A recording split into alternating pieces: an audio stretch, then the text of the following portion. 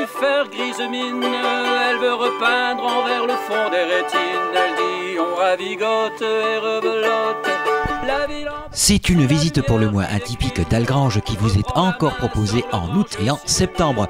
Visite guidée originale pour découvrir l'histoire de la ville, mais aussi, comme dit Raymond, un des personnages de la visite théâtralisée, l'histoire du gars du coin. J'ai donc le plaisir, l'honneur et l'avantage, comme on dit dans le beau monde, de vous présenter, pour la première et peut-être pour la dernière fois, une créature comme t'en as jamais vu ailleurs, vu que c'est la plus sensationnelle de l'univers. J'ai nommé Algrangis naturalibus.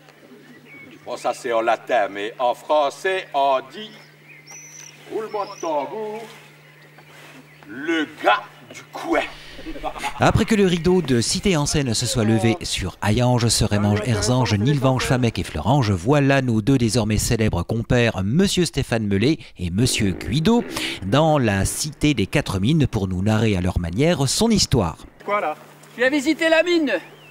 Ah non mais c'est pas ça le programme, hein. C'est pas tout de suite la mine, hein, monsieur Guido. Hein.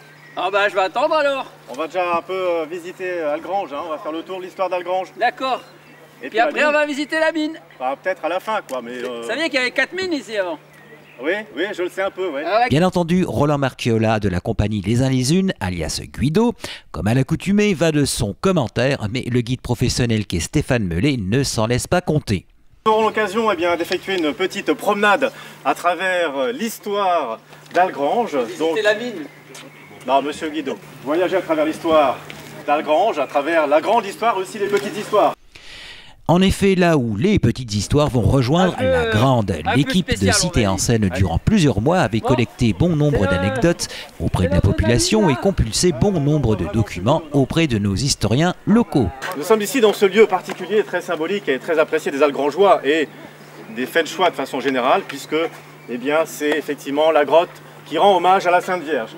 Et ceci nous renvoie au mois de mai 1940, en pleine Deuxième Guerre mondiale. Avec... On y va? Monsieur Guido, vous allez où comme ça? La mine.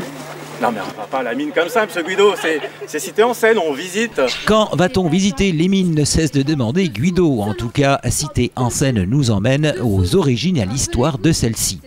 Et sur le chemin du temps, les visiteurs rencontreront au détour des bosquets de drôles de personnages, les Algrites, peuplade ancestrale qui vivait dans les profondeurs d'Algrange avant que les premiers mineurs ne les dérangent. Ils n'ont pas de casque. En tout cas, ce ne sont pas des Algrites. Ce ne sont pas des Algrites. Moi, je dis que ceux-là, ce sont des autres. Ils n'ont pas la figure crapouilleuse.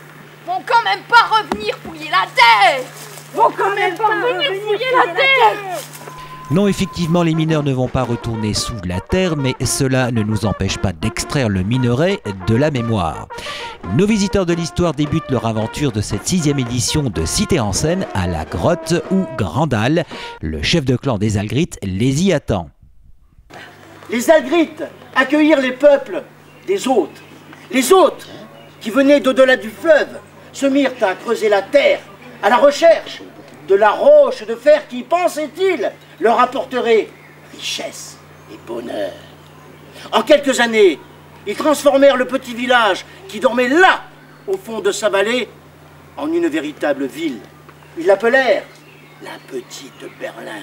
Au gré des haltes et des scénettes, c'est donc l'histoire de la Petite Berlin, et même avant qu'elle ne la devienne, qui nous est contée, le tout ponctué bien entendu par l'humour de Guido. D'autant plus que le 31 mai 1940, on entend ici tomber quelques shrapnels. Vous savez ce que c'est des shrapnels? Oui. Mais oui, c'est quoi monsieur Guido? C'est les shrapnels. Des obus particuliers qui vont siffler sur Algrange et qui vont, pour certains d'entre eux, tomber en plein cœur de la ville. Malheureusement, il y aura une petite dizaine de victimes. On part du haut d'Algrange pour descendre dans les strates, si je puis dire, puisque c'est de la vue apprenable du site de la grotte que l'histoire des usines sidérurgiques et métallurgiques nous est redévoilée, et au fur et à mesure de la descente, celle de l'histoire des mines de la cité. Rue, donc ici la Fenchstrasse, qui va être à nouveau donc francisée avec la libération par les Américains, donc le 10 septembre 1944, vous pouvez noter. Et donc c'est pour ça qu'on va surnommer cette rue et qu'on va la baptiser la rue des Américains. Donc au bout de cette rue, il y a effectivement la mine de la Bourbach. Philippe Thorne qui va être donc, qui va venir ici en compagnie donc de 7 mineurs, faire quelques prospections, quelques sondages, et qui va donc justement ouvrir la concession qui est là-bas, donc la Bourbach, une concession qui fait 226 hectares. C'est pas rien. Au gré de la visite, certaines rues ne sont pas oubliées. Stéphane Mellet s'attarde donc sur l'histoire de celles-ci et de leur habitation, dont les particularités et détails témoignent encore du riche passé de la cité. Ainsi est donnée au guide la possibilité d'évoquer la présence des nombreux cafés, les bains-douches, le centre de formation, etc. Les hauts lieux algrangeois sont revisités également, la place des Fêtes, aujourd'hui place François Mitterrand, l'origine du centre Ambroise Croizat. Au fur et à mesure que les pas du public avancent, le temps de l'histoire également pour nous mener à une histoire plus contemporaine, comme la fermeture de la mine Sainte-Barbe. Donc refonte totale de cette mine, modernisation, et bien sûr le coût est assez élevé, mais selon les dires du directeur de la mine à l'époque, en 1956, donc M. Perrineau, eh bien, il ne se fait pas de mouron pour l'avenir, puisqu'il se dit qu'avec un gisement d'à peu près 100 millions de tonnes, on est à l'abri. Sauf que quelques années plus tard, eh bien, ces propos seront démentis, puisque bien sûr, il y aura la fermeture de la mine. Donc en 1983, le 28 juillet, à 14 h, la mine va s'arrêter. On ne va pas dire qu'elle s'arrête en fait, on va dire qu'elle est mise en sommeil, en attendant des jours meilleurs. Et on attend toujours des jours meilleurs. Mais que cela ne tienne, on reste serein face à l'avenir. Parole d'Algrit. Vous avez raison de ne pas vous retourner, qu'il fallait regarder devant vous. L'avenir, quoi. C'est ça, l'avenir.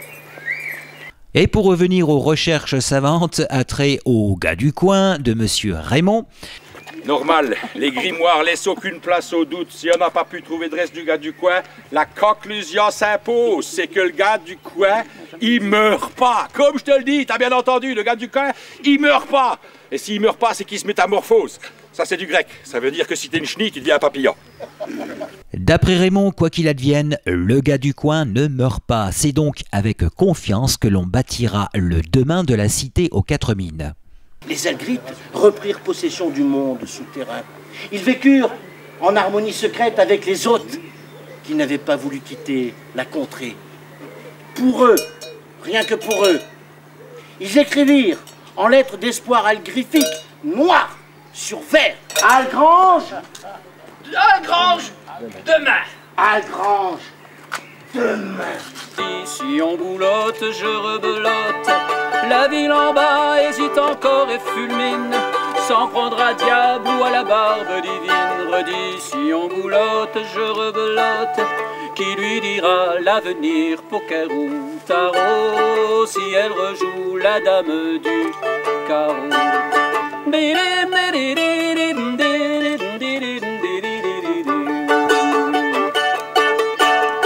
La ville en bas n'entend plus faire grise mine, elle veut repeindre envers le fond des rétines. Elle dit on ravigote et rebelote.